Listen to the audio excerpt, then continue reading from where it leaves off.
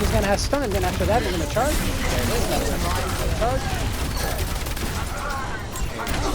If you tried to roll over, really, she didn't have fortify, and she used the stun, so that was big.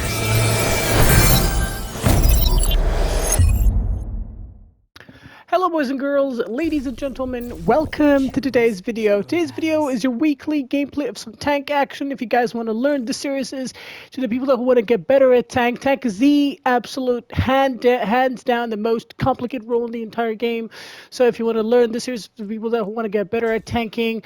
If you're a tank and want to get better, or if you're starting out tanks for the first time and your tanking is not your your preferred tanking is like not your main role, this series probably will be amazing for you. Anyways, if during the ban and picking hero phase, always show that you're picking D.Va, so people do not pick so your team doesn't ban D.Va. So banning D.Va will be the chances of banning D.Va will be reduced, and almost always ban Symmetra and Sombra if you want to have a good time at tank. Reason why we do that is because D.Va is the single best tank in the entire game that deals with the most constant issue of high ground control that people almost always forget to dominate and control. And D.Va is the best counter and the best really tank to deal with a lot of DPS players and a lot of characters and a lot of heroes in the entire game that people actually struggle against, like Ashe, Bastion, Cassidy, Reaper, Sojourn, Pharah. All of these heroes, Baptiste, Ana, all of these heroes really struggle against D.Va, and D.Va's really good against them. But once you eliminate D.Va out of the field, almost every other character in the entire game really shines. That's why D.Va is really hated, because that's why D.Va's always banned in almost every game. So that's the reason. Unfortunately, D.Va will be banned here. So if you wanna have a great time, you actually need to. Your job will be much more difficult because you cannot really play that freely and your options are limited. Now, the reason why we always want to ban Sombra is because Sombra is almost guaranteed value against almost all the tanks, and especially D.Va. Now, okay, sorry, we're back for attempt number 2. Actually, sorry I had to cut that video because we actually won, but the game was just all over the place. Like, it was just the enemy team did not do anything on their defense round, and I was like, there's nothing I can show you here, guys. Like, there's really not much to learn. Anyways, we're gonna do the same thing that we said earlier. We're gonna try to get Sombra and Symmetra banned, because every time you go D.Va, they'll go Sombra and Symmetra. Like I said, Sombra is always good against almost every tank in the game, and Symmetra will always be their first choice if you go D.Va. But yeah, I actually won the game, and I wish if I could. Okay, I cannot show you now, maybe after the game, but like I said, it was just like, it was a one-sided game. The enemy team didn't do anything really on defense, so not much to learn. But yeah, obviously, D.Va is always most hated, so D.Va is always going to be banned, and that is the trick these days, honestly, because to be honest, one of the best ways was to rank up in tank was just to literally just play D.Va.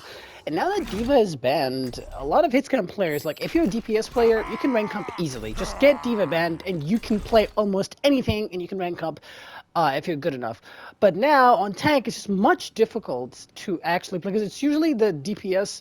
It's usually what tank D.Va is usually the banned. Like if you ban Ana, I know Ana is like the most banned support in the for like support role, but there's always other options. Always Zenyatta that can offer value and stuff like that, Juno and stuff like the Kiriko. But in the tank role, no one in this entire game and the entire in the tank role does anything close to what D.Va does. No one does D.Va's job. It's not like about who does D.Va's job. It's like no one does D.Va's job. No one contests high ground. No one does good at contesting hit scans as good as D.Va. So I mean, like nobody even does it. So unfortunately, that is the issue. So we're gonna opt in for the Hazard here for our attack on Blizzard World, because Hazard is like kind of a deal without a matrix, because you really need the option to access high ground whenever is needed. So I would like to have that option whenever it presents to me. So that's why we're gonna stick in with the Hazard. We're gonna try Hazard for a little bit and see how it goes. Alright, I'm gonna try to wall this. Okay, yeah, we're gonna overcommit on him. Alright, hold on. Okay, we got the Mercy killed. Unfortunately, we're gonna get walled there. I'm not sure if the Ana is present or not, but you know what? Because this is really low elo, and I know that people do not know how to play with Hazard, because I know, like, if I'm playing in gold, unfortunately, I know nobody really knows how to play with Hazard. So you know what? We're gonna try to play with right now, because people actually lower elos. It's much easier for them to heal something like a classic Reinhardt than playing something like a Hazard. I know that for a fact. But the thing is, who will contest that echo? And I'm actually kind of considering the hog option, honestly. I'm gonna do that choice.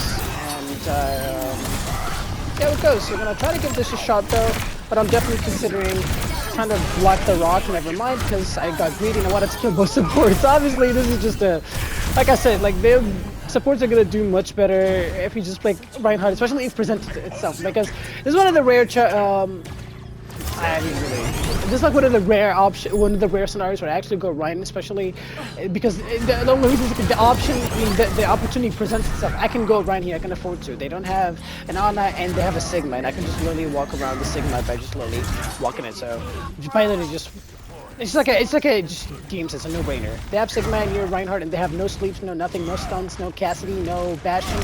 It's so easy to play Reinhardt, and you can literally dominate easily. Like, I'm not gonna let these fucking block every time. They're gonna rock. Oh, he blocked my healing. Unfortunately, I kind of forgot about that. Usually, that's what the only thing they're gonna struggle if you're gonna get to Sigma. Sigmas usually like to put the shield behind you so it blocks off your heals. You know, sometimes the tunnel vision happens, but this is a very, very, very straightforward matchup. There's really nothing special that I can, very easy shadow that I'm willing to take here, because not only the Mercy was missing, but I saw the Sigma's shield was already in place, so there's no way in hell he would have blocked that. So yeah, that was a really good shot on the lines, but they had to commit ultimates. Very bad. I know the idea was to keep him alive, but he would have died anyways because the Moira was right there. But anyways, this is a very straightforward matchup. There's literally nothing that I'm just gonna, there's nothing that I could say for you guys. It's just literally AFK and you're gonna win this easily, because that's just the way it goes. The enemy team doesn't have anything, any kind of responses to us. So until they, there's just nothing to, like, I mean, as long as you know what to swap to, like, and yeah, I was gonna say, like, unless the enemy team makes any kind of switches, especially the tank, there's really not gonna be much to learn. But now let's see what he does. Is he gonna go Ramattra? Yeah, there it is. He's actually on Ramattra, so he will play the counter switch game. Now, obviously, we will stay for one fight and see how it goes, but we're probably gonna switch, and I am considering either mirroring the Ram or good nade actually. Taking this charge. Usually I don't take charges, but he was nading and he doesn't have Nemesis Storm, so. Good fire strike. Alright, now we're not gonna switch because we're over 50% to our ultimate, and we're matching the Nano because we always have a guaranteed good fight on the Ramattra. With our shatter. That's what I want to say. Oh yeah, we're gonna stay for now. Unless he, oh my god, I didn't even finish my sentence. Unless he goes Orisa, he knows that the only option for him right now to get a chance of winning this is whip out the Orisa, and that's exactly what he does. Okay, we're gonna definitely reset this, because we do not want to fight any team when they have a Juno ult in the field. Okay, she's gonna have stun, and then after that we're gonna charge. There it is, now we're gonna charge. If you tracked all of her, really, she didn't have Fortify, and she used the stun, so that would have been a successful charge. Yeah, there you go. I mean, we're playing really well, and she's 1 HP if the Moira wants to clean her up. Oh, they have life really. Yeah, we have mana, we have shadow, just gotta track the fortify and the block, and we'll be okay. Adaptive circuits engaged. Good pull, actually. Very bad charge on her. And Mercy's dead no matter what. Oh, well, we missed the shatter, but I guess it doesn't matter because they see nine. Yeah, I mean, this is like, they put themselves in a very bad situation. This is why I always tell this and say this on almost everything, like in almost all my tank videos, and honestly, I feel like I say it in almost every video. Which is if you're defending, your hero picks matter more than the enemy, more than the opponent team that is who are attacking you, because the enemy team put themselves in that situation when they went a Sigma team comp without any kind of stun, without an Ana, without a Baptiste, without Zen, without anything. They put themselves in that, and they actually got punished for it really hard. And if you're defending, it's really important to pick a tank, to pick a support lineup, to pick a tank that matches your team and does not put you in a compromising position, because the enemy team can always go back to spawn. Whoever attacks can always go back to spawn and switch to counter you easily, because their spawn is literally right there. But you cannot do that if you're defending. If you want to do that, you have to literally die, or if you want to walk all the way back to switch that, and by the time you get back, the team took the point. So this is why your pick really matters, and the reason why we're going Hog here is because I trust my Hog, and hooks here are really crucial, and especially because my support lineup can handle me going something risky like Hog, because hooks get the value, and if I land my hooks, get the kills, get the eliminations, we do have the healing that will help me survive, and if we get our perks, even if they bring out the Manga, there's no way for them to win. And I saw my DPS lineup, and it's actually really strong, and obviously they're going with the Hog. So I'm gonna just play his backline.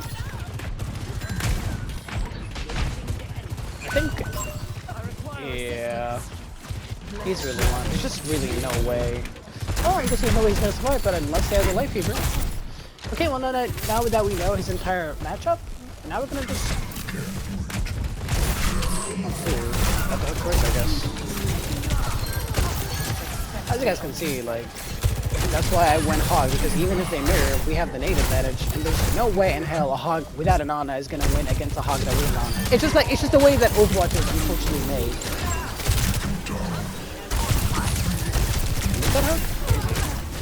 And always make sure that whenever you play against a life fever, your first hook will always get pulled out, so don't overcommit until that pull is out. So now we're gonna play close, because we have nades, we have Ana, we can't afford to hold the choke closely, and especially with the Mei Moira. There's no downside, it's always upside to do that. So. Unless he goes Orisa or Mauga, I honestly don't see them winning if they don't switch. Obviously they have the Sojourn in pocket, but it's never gonna be enough.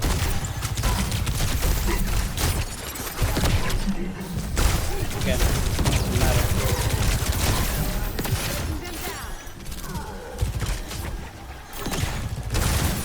Got him. Now he's dead. Unless he gets pulled. Yep, the left fever was nowhere in sight. As you guys can see, like, this is why we picked a Roadhog. Always go for the right pick. The right pick is much better in my opinion than the left hand. Really bad hook on my end. Never gonna ult. We traded 1 for 2. Never mind. We used coalescence.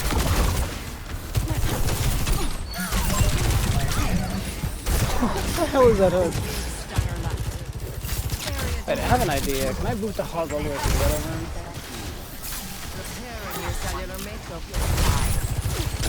Got him though. Good wall. That's why we went Roadhog, because if we can do this, I literally looked at my tools, I was like, there's just no downside of going Hog, especially with our team comp, our DPS and support lineup allows us to do that. And this way I was going to try to get Symmetra banned, because they will go Symmetra, nothing more. But the thing is, the Hog is not going on the left side. Okay, bad ultimate. I wanted to pull off to the right, because I can keep everybody on the right side. Okay, now she wants to go for the res. Should I go for the res? Okay, well. I guess it's an AI Mercy? I mean, what? She didn't even try. Like, she didn't even try. Like, what was that Mercy? Like, you know, like AFK'd at this guy. Obviously, it's either Orisa or Mauga. Yeah, there it is. Oh, the Mary helped save that Mauga, I guess. I'm lucky that the sleep hit. Oh, great ultimate. Mercy? Wait, that didn't freeze her? Kinda crazy. Alright, they made really unfortunate switches at the end in the Reaper Mauga, so they will obviously take the first point finally. Like, but that was really unfortunate, because the main really landed a good ultimate, but I have no idea how the Mercy survived. Anyways, obviously I'm not gonna switch now. Reason is because we have 2 support ultimates, and Nano Hog will always guarantee guarantee a fight. All I gotta do is take out the Mauga, and it should be GG's really. Because there's no diva. No one's gonna stun and deny and contest this Roadhog. I mean, it's Reaper, so that's why we're sticking with the Mauga. Obviously, he's gonna get cold. Yep, as you guys can see, this is why we're taking. Even though the Mauga counters us, and you'd be like, why are you not switching? Because he counters it, right? Yeah, but we're getting the value. Just there's no downside of me switching. I mean, there's no downside of me staying. Really, not at all. In fact, it's just upside because he thinks that he counters me, even though they have literally all the counters they need. Sojourn, Reaper, and Mauga. But since we have the Ana, it's literally, this is what people bet Ana. Ana is this strong. If your Ana is good, you can actually keep whoever alive, even if they're going against their counters. Like, and the only way he actually can win this if he switches to Orisa. But other than that, unfortunately, that I was talking, so I kind of did not hook that guy.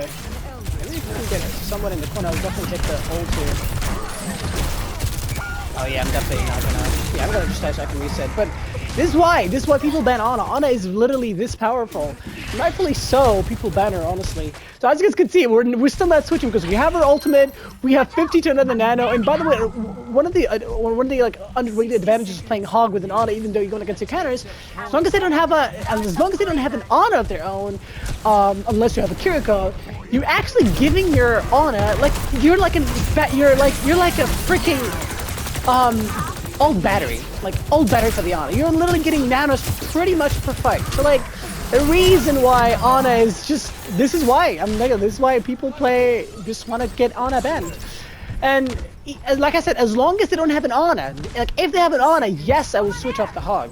Especially if they're going with, if they're playing Ana Mauga. There's no way, unless I have a Kiriko of my own. So yeah, I mean, this is pretty much GG's really. And I think I just proved to you guys, if you have the right game sense, you will on tank, like just understanding the matchups. Yeah, it's a sacred GG, but